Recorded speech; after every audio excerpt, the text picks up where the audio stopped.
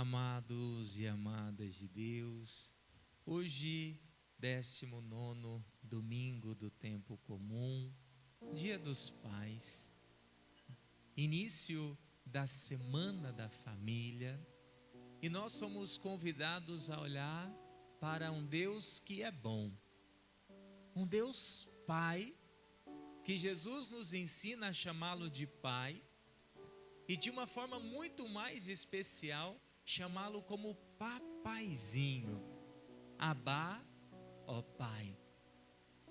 E quando nós olhamos para este nosso Pai do céu, o nosso Pai Criador, nós somos convidados a enxergar a sua bondade.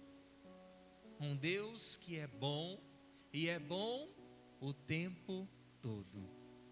Deus que é bom, e é bom o tempo todo. E no Salmo nós cantamos isso: mostrai-nos, ó Senhor, vossa bondade, que eu possa enxergar, que eu não tenha os meus olhos cegos para enxergar a bondade de Deus que acontece na minha vida, no meu dia a dia. Às vezes nós temos dificuldade de enxergar a bondade, porque nós ali estamos achando que aquilo de bom é coincidência, nós estamos achando que aquilo de bom é sorte, mas não, é Deus que é bondoso e nos enche de graças e de bênçãos, e nós precisamos dessas graças. É interessante porque a primeira leitura vem mostrar, Elias, que está ali vivendo um momento muito difícil. Ele que foi lá brigar com os profetas do Baal, ele que teve ali, sofreu diversas perseguições, e ali ele vai para uma gruta. É como se ele fosse se esconder. Sabe aquele momento que você está tão triste, tão chateado, diante de tantas dificuldades, e muitas vezes o nosso movimento é esse, se fechar. A gente faz isso.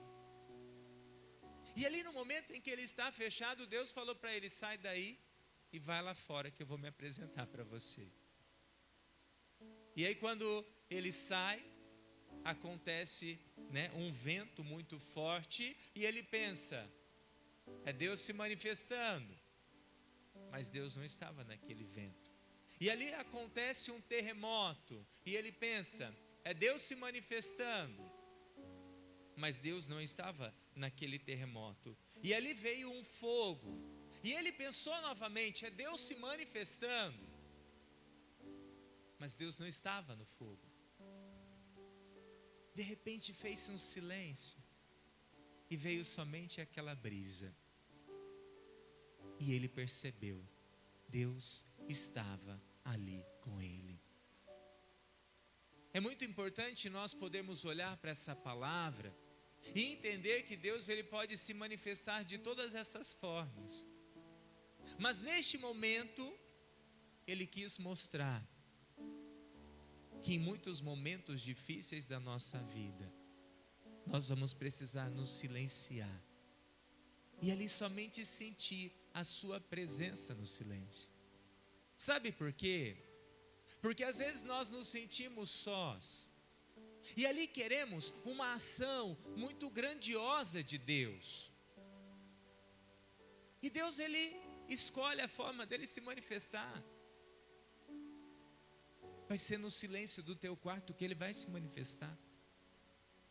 Vai ser talvez ali naquele momento que você está chorando no seu travesseiro, que ele vai se manifestar. E assim nós somos convidados a olhar para essa bondade, porque a sua manifestação para Elias foi para dizer, pode chorar tudo o que você tem que chorar, mas depois você enxuga as suas lágrimas e sai, porque você não está sozinho, eu não te abandonei, eu estou contigo nas suas lutas, eu caminho com você. É esse o sentido, é a gente poder perceber que nós temos um Deus que caminha conosco nas nossas batalhas, nós temos um Deus que está ali junto de nós, e por mais que nós tenhamos dias ruins, por mais que nós tenhamos tribulações, e ali, às vezes nós nos sentimos abandonados, mas não, Ele está ali, e às vezes a gente só vai precisar silenciar o nosso coração, para poder percebê-lo, para poder enxergá-lo com os olhos da fé, enxergar a sua bondade. Quando nós olhamos o evangelho de hoje, então o evangelho de hoje é continuação de domingo passado. Domingo passado o que Jesus fez? Multiplicação dos pães. Teve um que lembrou, né? Ele multiplicou os pães, alimentou ali 5.000 homens, sem contar mulheres e crianças, mostrando o seu cuidado. E aí o que Jesus faz? Ele manda os discípulos para o outro lado da margem, enquanto ele despediria as multidões. Só que depois que ele despediu as multidões, ele foi para o outro lado. O que ele foi fazer? Subiu no monte para rezar. Entenda uma coisa: oração não produz cansaço, oração produz força. Depois deste milagre que Jesus realiza, e não foi só esse milagre, Jesus ele foi reabastecer as suas forças. Enquanto nós associarmos a oração que vai nos cansar, nós não vamos orar. Nós não vamos criar uma vida de oração, mas quando nós entendermos que a oração vai me abastecer e vai me fortalecer, aí eu vou querer orar mais. Aí eu vou querer ler a palavra, eu vou querer rezar o rosário, eu vou querer ali intensificar mais, porque a oração me abastece, a oração me fortalece. E ali depois que acontece isso, Jesus vê que os discípulos estavam em apuros, estavam lá com ventos contrários e a barca não saía do lugar. Jesus falou: deixa eu ir lá ajudar. Não tinha um barquinho, para Jesus nada é impossível. O que ele falou? Vou andando sobre as águas. Pergunta para a pessoa que está do seu lado: você sabe andar sobre as águas? Então tua fé está pouca, fala. Jesus andou. E ali quando Jesus foi andando, os discípulos quando viram, o que eles pensaram? É um fantasma. Sabe por quê? Porque quando nós estamos ali no meio da tempestade da nossa vida, nós temos dificuldades de reconhecer Jesus. Quando a gente está no momento mais difícil da nossa vida, nós temos dificuldades ali de perceber que Ele está ao nosso lado. E ali naquele momento, então, Jesus disse o quê?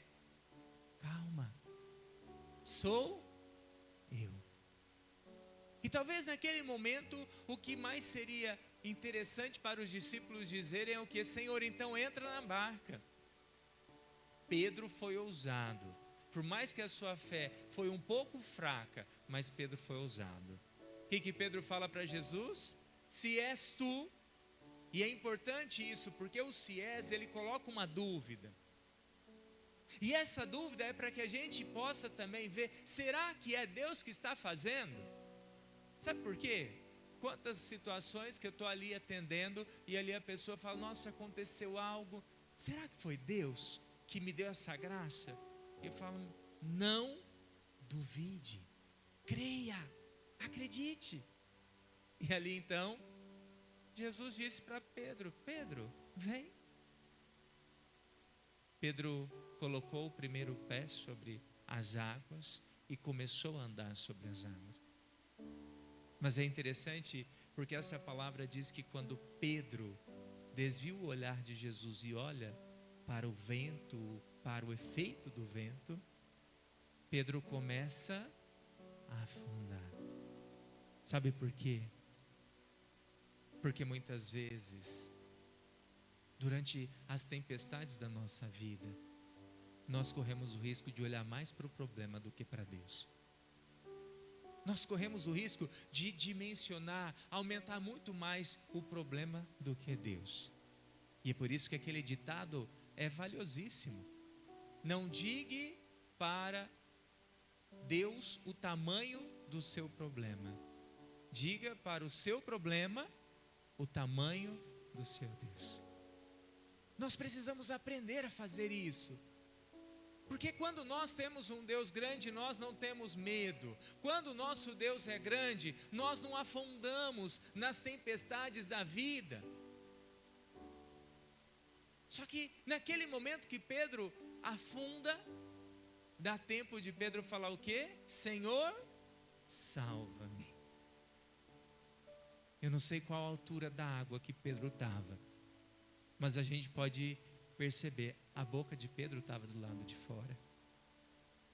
Tem gente que não sabe chamar Deus, não sabe pedir, Senhor, me salva.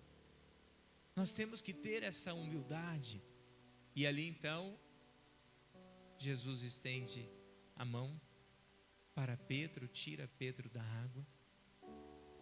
E ali então, ele fala para Pedro que a fé dele estava muito pequena. Como está a tua fé hoje? Como está a tua fé? Porque eu sei que você, se você não está enfrentando tempestades, você vai enfrentar. E não porque o Padre está desejando, mas porque na vida nós vamos ter muitas tempestades a enfrentar. Mas a sua fé vai ser suficiente para te manter de pé diante de todas elas? A sua fé vai ser suficiente para você conseguir enxergar Jesus em todas elas? Porque nós precisamos chamar Jesus para perto de nós nesse momento. Hoje, dia dos pais, e não tem como não deixar uma mensagem para os pais. Eu falo que a mensagem que eu mais tenho vontade de dizer para os pais é que eles entendam o quanto a sua presença é fundamental na vida dos seus filhos. O quanto que a vida dos seus filhos depende da presença do pai. Foi feita uma vez uma pesquisa no presídio, e ali perguntou para eles sobre a realidade paterna. 70% dos que estavam ali presos disseram não conhecer o pai. 70%. E aqueles que conheciam traziam, mas meu pai sempre foi alcoólatra, chegava em casa bêbado, batia na minha mãe. O outro, meu pai era usuário. O outro, meu pai era um carrasco. Eu nunca recebi um abraço do meu pai. Eu nunca recebi um beijo do meu pai. Você, pai, é muito importante na vida dos seus filhos.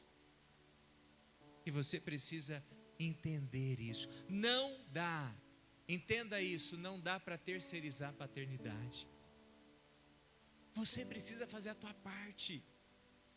Hoje nós queremos parabenizar todos aqueles que são pai de verdade. Aqueles pais que para o filho, para a filha, é um herói, né? A gente, quando vai crescendo, qual que é o nosso olhar para o pai? Meu pai é um herói.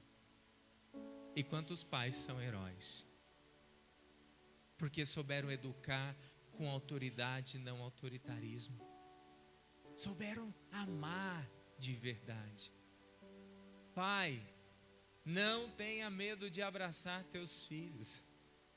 Pai, não tenha medo de dizer para os teus filhos, eu te amo. Às vezes a gente pensa que isso não faz diferença.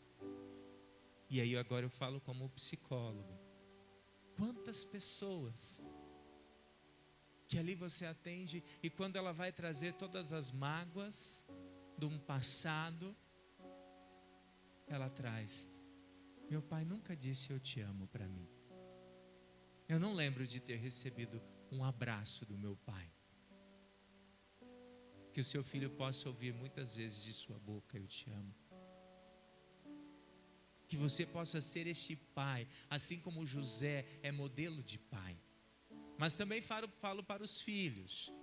Qual que é o mandamento que nós temos? Honrar pai e mãe. E honrar, sabe o que é? Respeitar. É dar orgulho. É você no seu dia a dia poder fazer o melhor, colocar em prática os ensinamentos que Ele te ofereceu. É assim que nós honramos os nossos pais. Por isso eu convido você a fechar os teus olhos agora.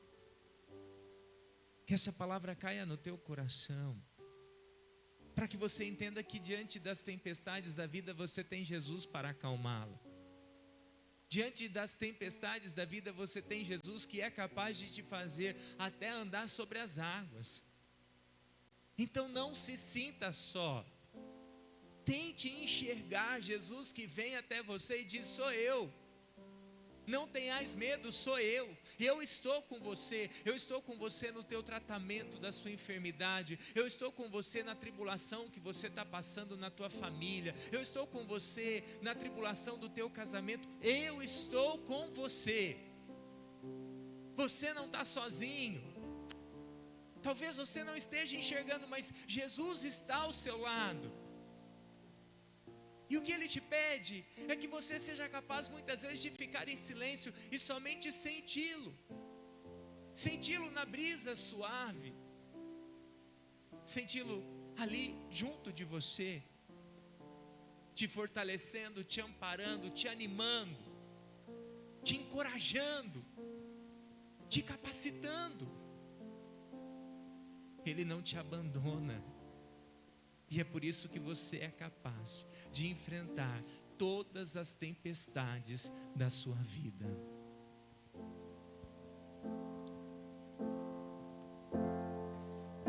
Estou em alto mar e as ondas vêm me agitar.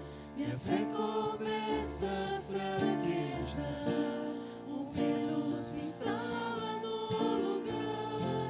Esqueço da sua promessa de que sempre estás comigo. Posso ouvir a tua voz me dizendo: porque tendes medo, porque tendes medo, porque tendes medo, porque tendes medo, porque tendes medo, porque tendes medo. Acalma minha tempestade, acalma o meu coração, devolve a paz que vem de ti, Senhor. Aumenta minha fé em ti, não me deixa fraquejar jamais. Ao som da tua voz, tudo vai calar, só preciso esperar. A tempestade vai acalmar. Espere em Deus, que a tempestade vai acalmar.